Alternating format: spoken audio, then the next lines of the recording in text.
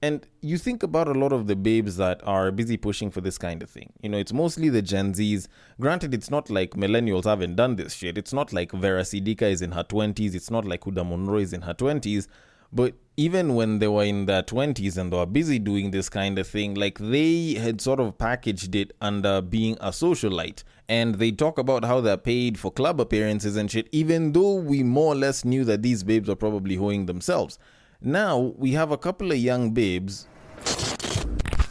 The royal penis is clean, Your Highness. Welcome to the Breaktime Podcast, where I talk about love, sex, and relationships from a guy's perspective, as well as a bunch of other guy shit. The man on the mic is a man who likes his women the same exact way he likes his yogurt. He's a man who believes that astrology should have been the study of ass. It is none other than your tall, dark, and mildly handsome man, Sir Denver B. I have come through with more unpopular dating opinions, just mostly because I feel like there's so much that people can throw in here. And considering how controversial quite a number of them seem, I figured, why the hell not just continue the series, Like, I already started with a couple of them. They seem to be pretty interesting and stuff that people can actually think about. So why the hell not continue it and see if I can get a couple more? And considering that this is a Friday episode, meaning that I had to go to X so that I can find these unpopular opinions, it also means that you can use the power of X or different tweets that you found from X, whether it's on X itself or on Facebook or IG, and I will explain how in a moment, to enhance the quality of these episodes by sending them to me. And the drill is pretty simple, almost sounds like a song, and it goes like this. You see that tweet, you like that tweet, you want us to discuss that tweet, you send that tweet. You send it to the DMs of @BagakaTheD, which happens to be my personal Twitter handle, and I will take it from there and I will handle it accordingly. On Facebook and on IG, if it happens to be a screenshot, a screen grab, or ended up on a reel, and it is a tweet, then the place to send it to is @The Breaktime Podcast on Facebook or @TheBreaktime_podcast on IG. The DMs are always open, and I will take it from there and I will handle it accordingly. Now, I have a couple of unpopular opinions, and unlike the typical tweets where I will discuss 2 or maybe 3, with these unpopular opinions, since I can't exactly determine how much time I'll take on each, it kind of is open. And I do want to get into the tweets real quick. I do want to get into these unpopular opinions real quick, but before I can do any of that, I first want to talk about glucose guardians, or at least the act of just utilizing glucose guardians and utilizing men and their desire for sex and their desire for women to extract money out of them. Now, it's something that has seemingly seemed to grow rampant over these past couple of years, and a lot of women are really into this entire thing. And whether it's to use it to improve their lives and they were doing really badly, or just make themselves richer, there's a lot of women that are getting into the act of some version of sex work, if we can call it like that. Now, there was a very young woman who decided to post up a video on TikTok, which ended up being picked up and posted on Twitter, where she was actually encouraging women to go out there and sell their pussy. Like, go give it out, make some money out of it, enjoy yourself and shit like that. Honestly, it's not like there's anything that new that she said, but there's a way that she was saying it, there's a way that she was really trying to push the message that just made me feel like I really need to talk about it, because I saw it earlier in the day and I was like, fuck this shit, this needs to be put on the podcast. Now I'm going to play the clip, then I can get into my thoughts on it. So without further ado, nikikwambia uze hiyo kitu ni kwa sababu nakupenda. Ubaya wako hupendi mawaidha, hupendi kuambiwa, na ukiambiwa husikii, sikio lako halisikii dawa. Not see your life. This could be you in Spain, in a sugar daddy summer home, drinking good wine and doing high quality drugs. Instead, you're mad over some dumb shit Brayo or Kebo did or did not do. So, shika masikio hivi. Tell yourself, self, leo lazima niuze hii kuma. Self, leo lazima ni... Good girl. Okay. Now, for those of you all that probably didn't understand the Swahili, she was saying, when I tell you that you should be selling this pussy out here and you choose not to listen, like I am telling you this because I care, and y'all should be selling pussy, like make sure you hold your ear and you make sure that you tell yourself, I am going to sell this pussy. And, she spoke about the kind of lifestyle that she's currently living. Now, the interesting thing is, yesterday, actually the day before I recorded this, I was having a conversation with a colleague of mine at work. We're about the same age, and we were busy talking about, sex work online and just OnlyFans babes. And we were busy agreeing on the fact that, like, for us, with the way that we're brought up and our setup in the house and the way our families have sort of brought us up, like, even the idea of getting in front of a camera when you're naked to, try and touch yourself or just engage in some sort of sexual act just seems so far from our frame of thought, regardless of how much money you put in front of us. Now, don't get me wrong, I tend to think that sometimes it depends on how much money. But in reality, it's not like there's anyone that's offering you $1 billion just for you to get naked on camera. But with that said, like, we were busy talking about it, and the way us guys were brought up, the way a lot of us were brought up and we were whooped, and with the kind of culture that was instilled in us, the idea of engaging in this sort of sex work seems so foreign to us. Like, even the thought of just getting naked on camera. Granted, yes, I know, unlike her, I don't have a vagina, I don't have a set of tits and curves that I can use to sell online. But yes, there are male OnlyFans creators, not necessarily even gay ones, that have gotten into OnlyFans and they do make some money. But the thought of selling sex, the thought of getting into such behaviors, all in the name of trying to make extra money, it just seems like it's something that's so far from our moral compass that we don't even contemplate really getting there. And you check out some of the things that people say online, you check out some of the things that people are pushing online today, and you're seeing a woman like this, and you're like, is it that you weren't brought up with the culture? Is it that you weren't whooped enough as a kid? And I'm not saying this in a bad way. The only thing is, like, you can clearly see that this babe, at least from the video itself when I saw it, like, this babe doesn't look like she's anywhere above the age of 25. Shorty looks like she's in her early 20s. And she's busy talking about selling pussy like she knows this shit, and she's like trying to advise women. And at the back of my mind, I'm like, you're a little too young to know a lot about shit. Like, there's a lot that you don't know, and you might think that this is the way, and you might think that you know exactly what you're doing, but you probably don't. Because in as much as, you being on some person's summer home, sipping wine and doing hard drugs of the expensive kind that are actually the good shit, like, much as that might seem like it's all fun to do right now, it's not like it'll be fun forever. Ask a babe who's in her 40s if she still enjoys doing that shit, and she'll probably tell you no. But, granted, it's not like coke was as easily accessible to a lot of babes, 20 years ago, but still, it's not like it would really change the answer. And you think about a lot of the babes that are busy pushing for this kind of thing. It's mostly the Gen Zs. Granted, it's not like millennials haven't done this shit. It's not like Vera Sidika is in her 20s. It's not like Huda Monroe is in her 20s. But even when they were in their 20s and they were busy doing this kind of thing, like, they had sort of packaged it under being a socialite. And they talk about how they're paid for club appearances and shit, even though we more or less knew that these babes were probably hoeing themselves. Now, we have a couple of young babes, very impressionable, that are busy talking about this shit, making it seem like it's this really good thing to do. Yet, in reality, for the most part, they're just hoeing themselves out, and it's not like it has any benefits besides whatever fun they're having at that point in time. And it does kind of make me miss a lot of the restraint that we used to have back in the day.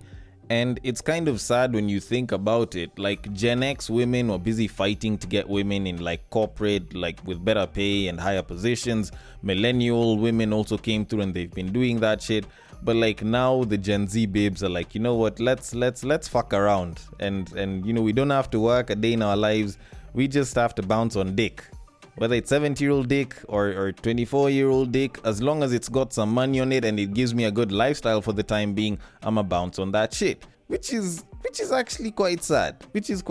But all in all, the pussy is still hers and she gets to do what she wants with it. But, it is sad that she's promoting it to other women. But either way, I'm going to leave it at that and move it on to our unpopular opinions. So I will go to our very first unpopular opinion of this episode, which is actually not a new one. I'm going back to the same one that I finished with in the previous set of unpopular opinions, just mostly because I didn't entirely clear everything in it. So the unpopular opinion actually says, and I quote, "Men shouldn't attempt to date unless you're making at least 100k a year, because otherwise you're going to get gaslit, cheated on, or ghosted for someone else. In the end, a relationship is always about the money. Harsh but true. End quote.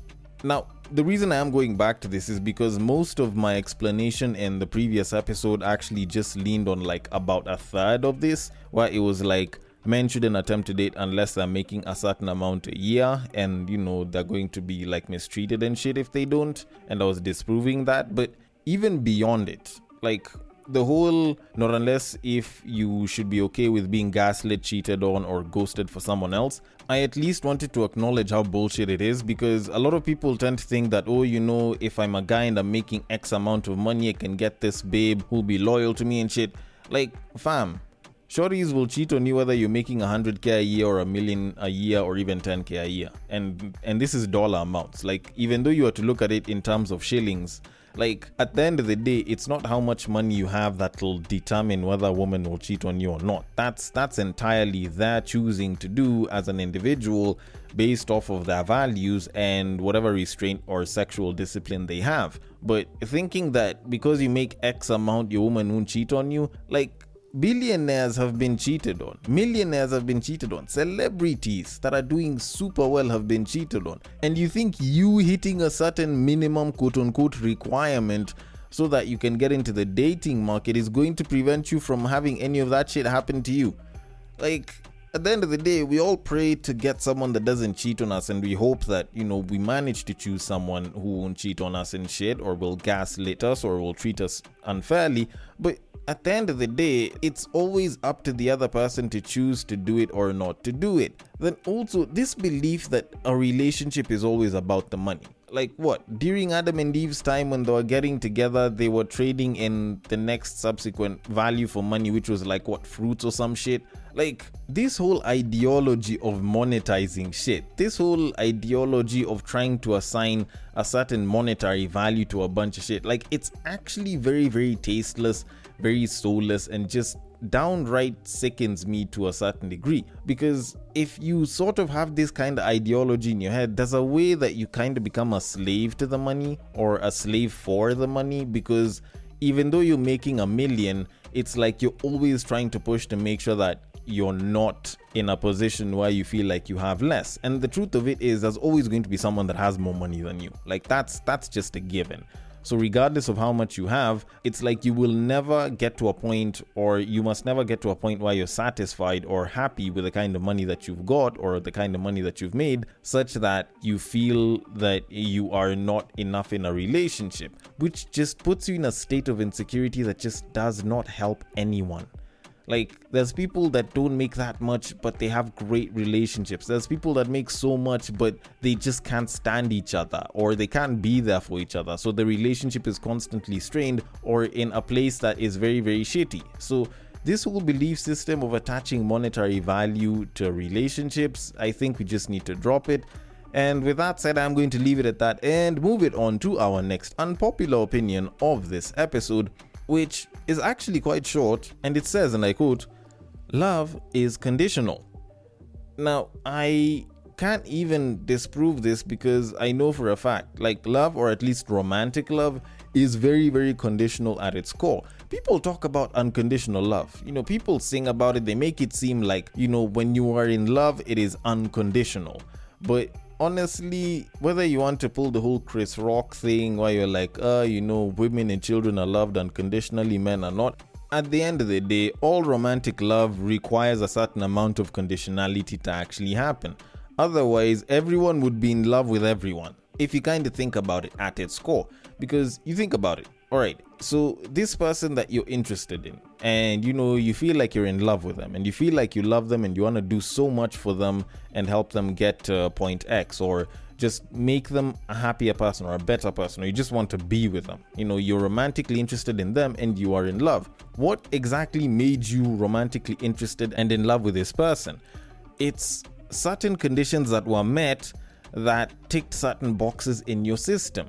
Now, whether it's conscious or subconscious, at the end of the day, boxes had to be ticked, conditions had to be met. So by design, it was conditional. So whether it was a fine babe that looks like a 10 but has wife material qualities, whether it's a guy that was tall, dark, and handsome, whether it's someone that was smart, humble, and had money, whether it's someone who just always wanted to help people out, yet they were super powerful and they didn't need to do all of that and they could have been a douche. At the end of the day, whatever qualities it is that you love about that person, that attracted you to that person, that made you fall in love with that person, were conditions that had to be met.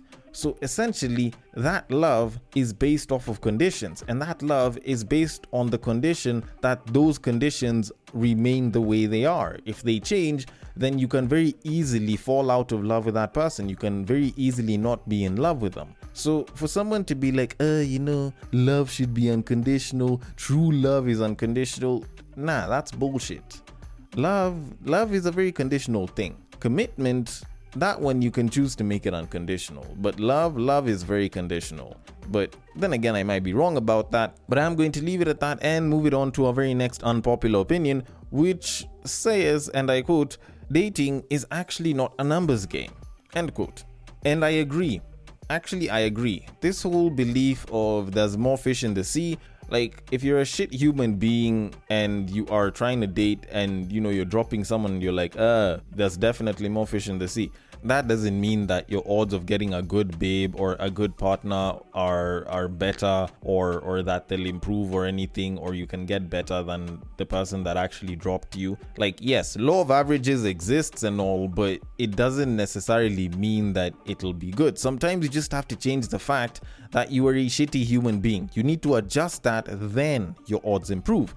And sticking to dating, like, there's this thing that a lot of women tend to do nowadays where it's like they try to go on as many dates as possible so that they can net someone, and it actually doesn't make shit better. I'd argue that it probably makes shit worse, because yes, fine, you're gonna go on a bunch of different dates with a bunch of different people, but does that mean the person that had the one person that they went on a date with and they've been married for all of these years didn't find the most optimal person because they didn't date more? Or does it mean that there's a certain number that you're supposed to hit and by then you should have found someone? Because you kind of think about it, like, it's not like you dating more people will make it easier for you to have or to find the best example of a partner that you'd want to be with.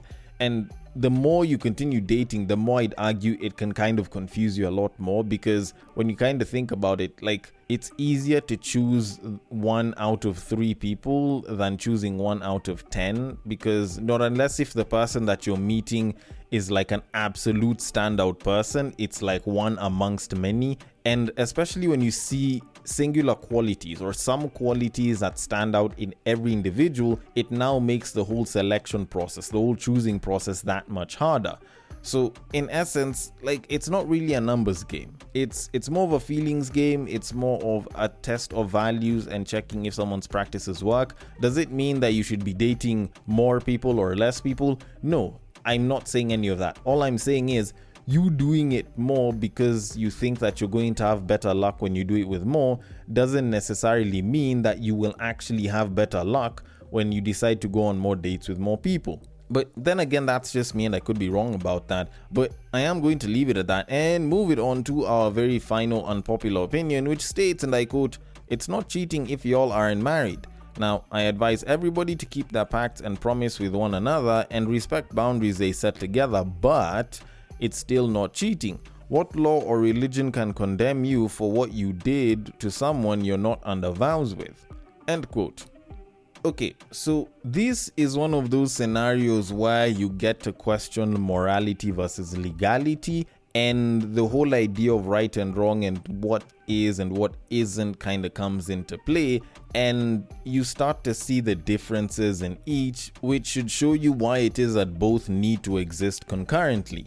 Now, when I normally talk about the idea of morality versus legality, most times I'm usually talking about it in the case of dating minors and, dating someone that is below the age of 18 versus above the age of 18 and shit. And I usually talk about how, like, if a 19-year-old dates a 17-year-old and, they're sexually active, then the 19-year-old can actually end up being jailed for statutory rape, or as we call it here in Kenya, defilement.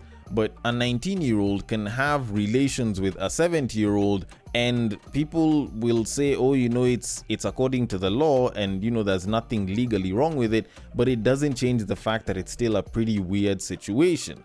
Like, at the end of the day, it's not legally wrong, but socially and morally, it does seem very, very off.